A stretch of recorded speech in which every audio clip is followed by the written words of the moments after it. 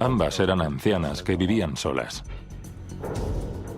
Un depredador sexual le atacó. Llegó, la mató, la violó y se marchó. Se estaba haciendo más atrevido y violento cada vez.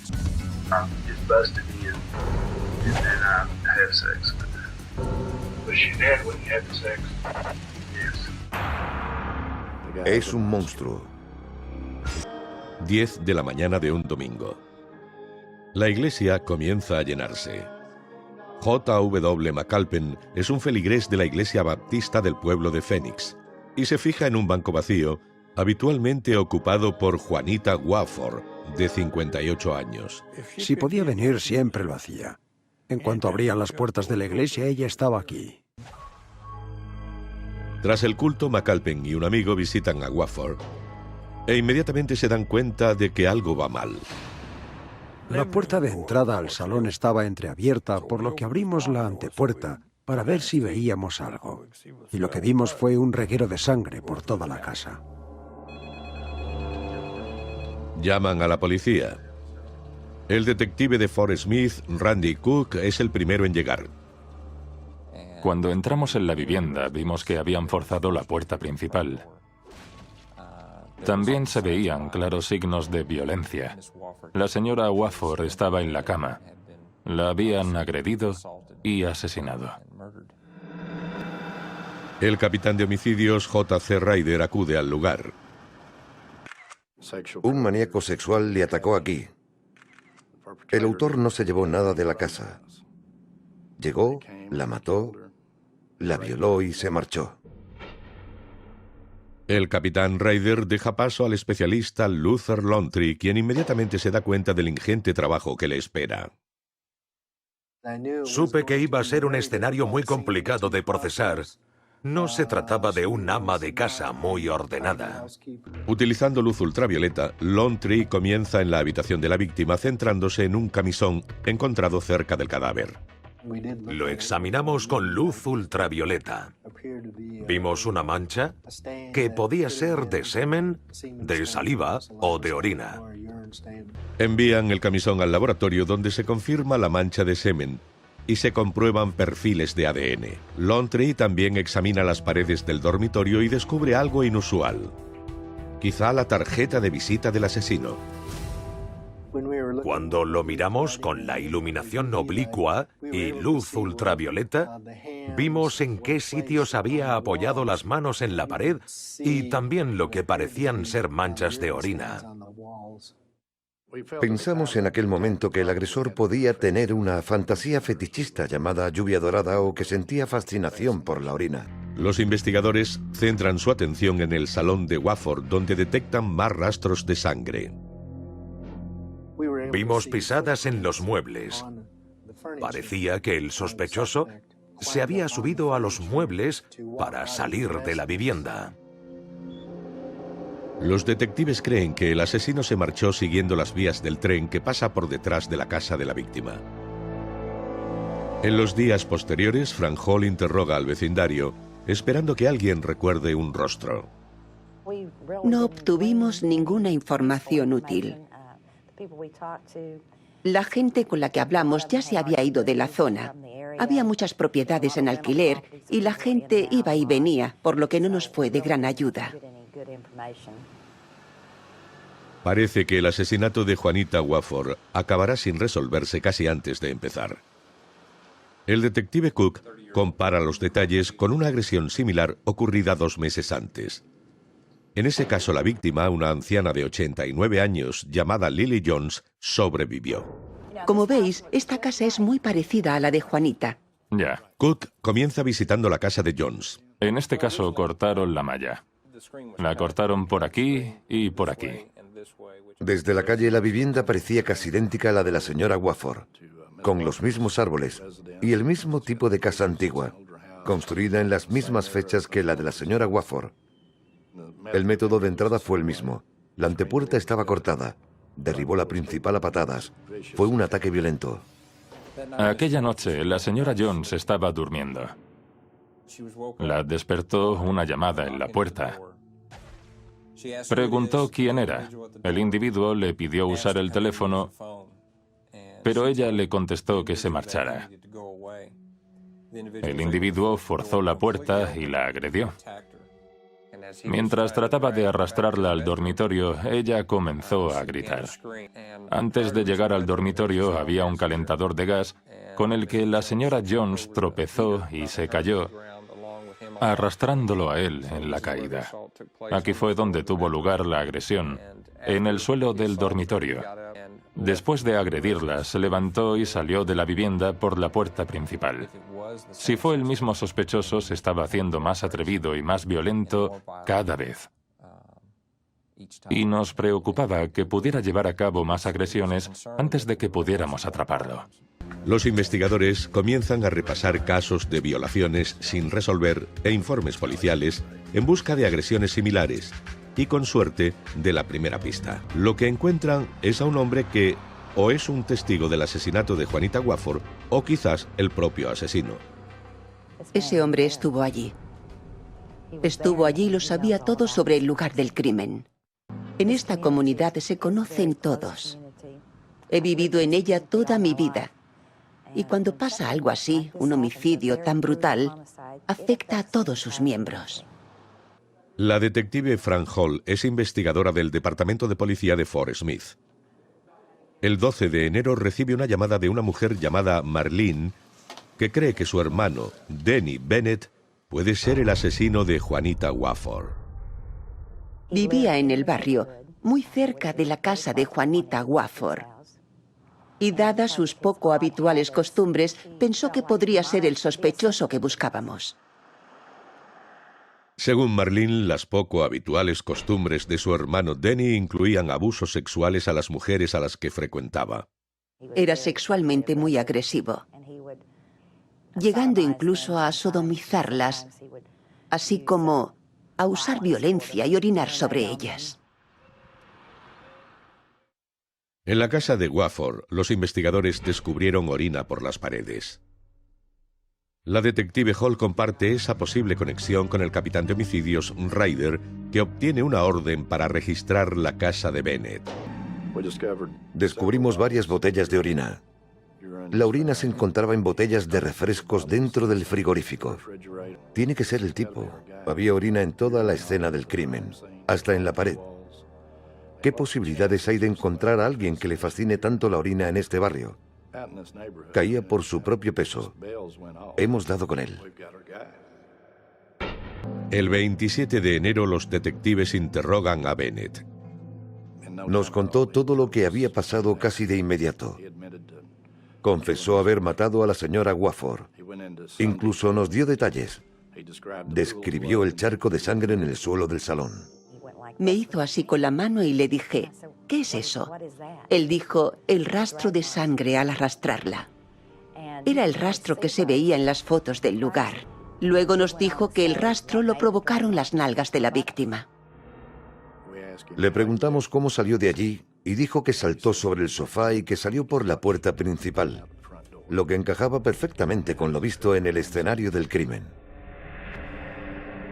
Al día siguiente, los investigadores vuelven a interrogar a Bennett. Esta vez quieren hablar sobre la violación de Lily Jones, de 89 años. El caso es tan similar al de Wafford que los detectives están seguros de su conexión. Bennett confiesa casi de inmediato. We're talking about an incident that happened around the area of 30th and Waco, around April the 10th of 93. I've already taken a typewritten statement from Mr. Bennett. I'm going to read that statement and then ask Mr. Bennett if that's the correct statement that he gave me. I then forced my way into the residence and slapped her around. I went room to room and couldn't find anything, so I slapped her around again and put her in the bedroom. I pissed on the bed and on the floor. I then forced sex on her. Okay. Con las palabras "eso es", Bennett parece poner punto final al caso de violación de Lily Jones. Es acusado de ese delito y del homicidio de Wafford. Se envían muestras de cabello y sangre de Bennett al laboratorio del FBI para el análisis de ADN. Y la comunidad deja escapar un gran suspiro de alivio. Me dije, gracias a Dios que lo hemos detenido. El departamento creía que teníamos al asesino. Yo creía que teníamos al asesino. Y luego nos mandaron las pruebas. 10 meses antes del inicio del juicio llegan los resultados de las pruebas del ADN. El informe decía que la muestra de semen podía ser de 2 individuos distintos y que aún así, que Denny Bennett no era ninguno de ellos. También decía que los casos de Lily Jones y de Juanita Wofford no estaban relacionados. Esto hizo que saltara todo por los aires.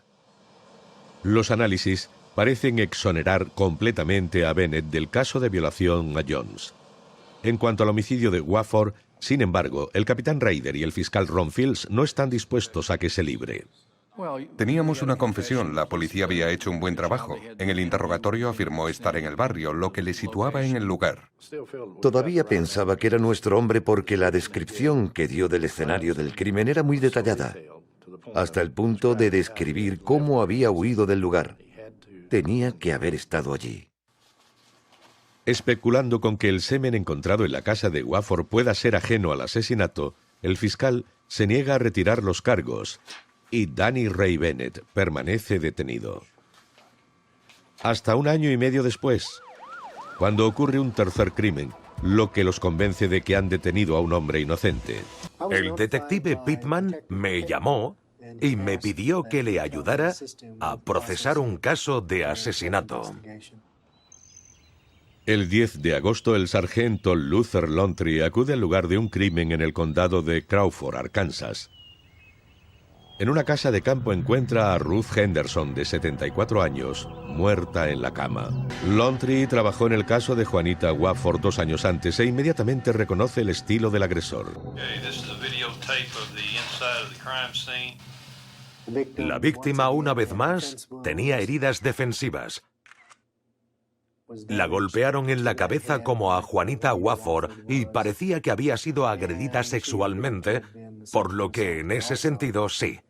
Lo primero que se me vino a la cabeza es que eran muy parecidos. También acuden al lugar el fiscal Ron Fields y el capitán J.C. Ryder. Ambos aprecian paralelismos entre el caso Henderson y el Wofford. Había un reguero de sangre en ambos casos que llegaba a las camas. Las mujeres estaban encima de las camas y yacían casi en la misma posición. Era bastante siniestro entrar en aquel escenario del crimen. Era casi como volver a entrar en la casa de Wofford. Creo que lo primero que le dije a Ron fue: detuvimos al que no era.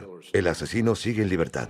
A pesar de la detallada confesión, se retiran todos los cargos contra Denny Bennett. Y la investigación comienza de cero. Sin embargo, 5 años después no se ha producido detención alguna. A veces te sientes frustrado, pero no puedes enfadarte por no encontrar al asesino. Es un proceso de eliminación que se basa en trabajar duro el 99%. Pero lo que al final decide si atrapas o no al asesino es el 1% de suerte. Ese 1% de suerte llega en las circunstancias más difíciles, como son las de una mujer que lucha por sobrevivir y resulta vencedora.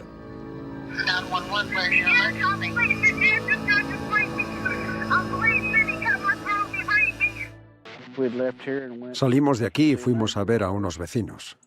Después de estar un rato con ellos, volvimos a casa y vimos la camioneta en la entrada. El 28 de marzo, Baba Qualls y su mujer Sheila encuentran una camioneta perteneciente a uno de sus vecinos en su entrada. El vecino se llama Charles Ray Bynes. Pensé que era un poco raro que estuviera aparcado en la entrada, así que me acerqué y entré en la casa y le pillé en la casa con mi hija. Lo que Baba Qualls ve es a Bynes violando y apuñalando a su hija de 16 años. La mujer de Baba y su hija llaman a la policía.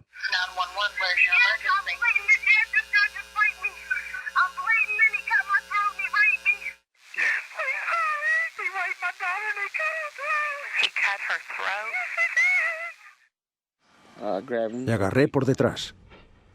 Le puse la pistola en la cabeza y cuando apreté el gatillo no se disparó.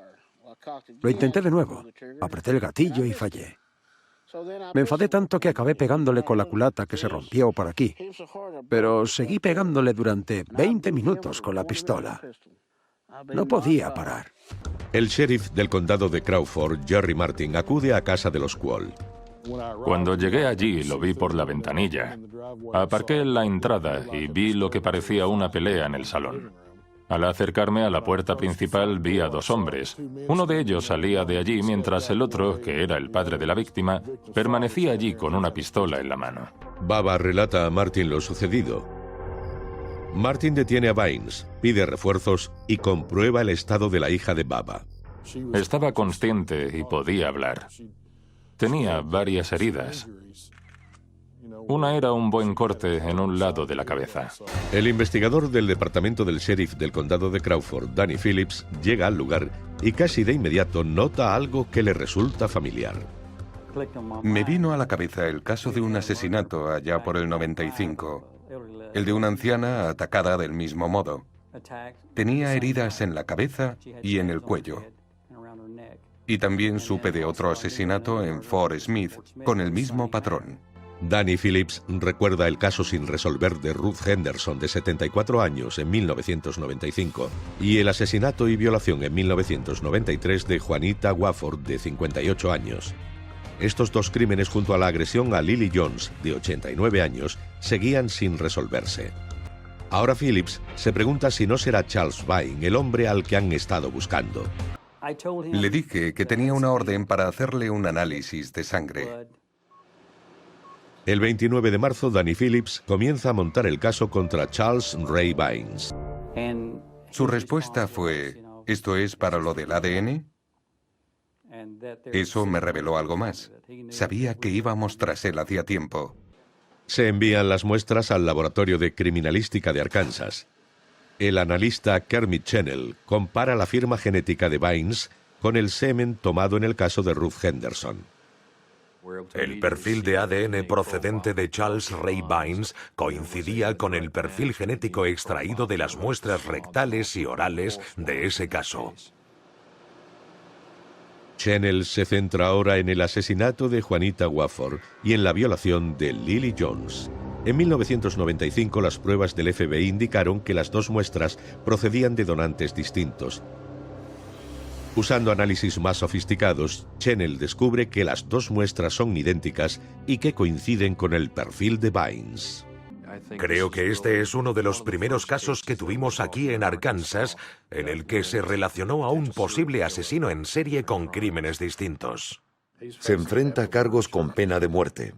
Estará en el corredor de la muerte. Se le preguntó si quería hablar, pero se negó. Quería hablar primero con su abogado. En ese momento le dije a Charlie que tarde o temprano acabaría hablando con nosotros o terminaría en el corredor de la muerte. Después de eso, regresó a la cárcel.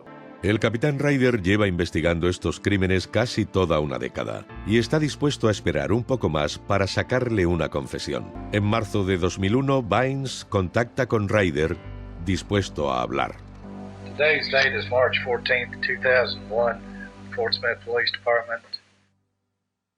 En una pequeña sala de interrogatorios, Vines se enfrenta a los investigadores y detalla su pasado. Comienza con la violación de una mujer que conocía de toda la vida, la anciana de 89 años, Lily Jones. Llevaba y traía a la señora Jones a la iglesia. Era un hombre amable, hasta que empezó a beber y a fumar marihuana. Ahí fue cuando le cambió el carácter.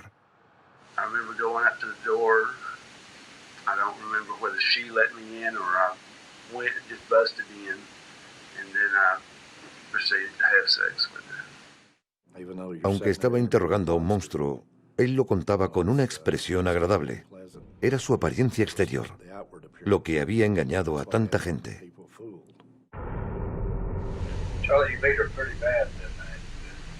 Do you just lose control when you do something like that? I guess I do. I mean, it's like when I get in fights, I mean, something just snaps and I don't know when to stop. Tras una hora de interrogatorio, los investigadores pasan al caso Wofford, el primer homicidio de Vines. Dijo que había estado bebiendo y que le apetecía tener sexo. Sabía que la señora Wofford vivía sola y que no sería una amenaza si quería violarla.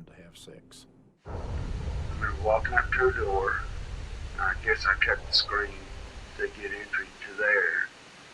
Been finding the door locked. I don't know, I guess I just busted down the door and went in. And I remember her facing me.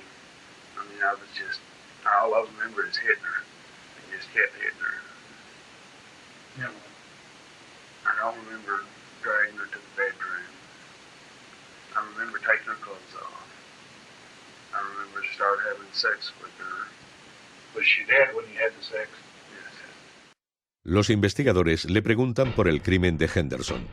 La historia les suena. Llamó a la puerta. En cuanto la abrió, irrumpió y comenzó la pelea. Le pegó durante todo el camino hasta llegar a la cama, donde la violó, la mató y la violó, y luego se marchó. Le pregunté cómo valoraría el violar a una mujer a la que acababa de matar, del 1 al 10, y contestó que con un 14. Fue decir eso y quedarme atónito. Vino a decir que fue el mayor placer sexual que había tenido en toda su vida. Es un monstruo. Charles Ray Bynes se declaró culpable de 2 cargos de asesinato y de 1 de violación e intento de asesinato. Fue condenado a 3 penas consecutivas de cadena perpetua. Antes de regresar a su celda, le preguntan una última cosa acerca del hombre que estuvo a punto de ocupar el puesto de Bynes en el banquillo de los acusados. Un hombre inocente llamado Denny Ray Bennett.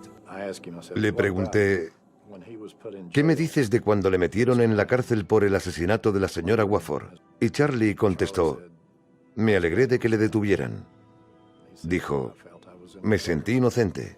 A día de hoy, los investigadores siguen sorprendidos por la precisión de los detalles que Bennett relató en su confesión del crimen de Juanita Wofford, y agradecen que la ciencia les evitara la pesadilla de cualquier agente de la ley: encerrar en el corredor de la muerte a un hombre inocente.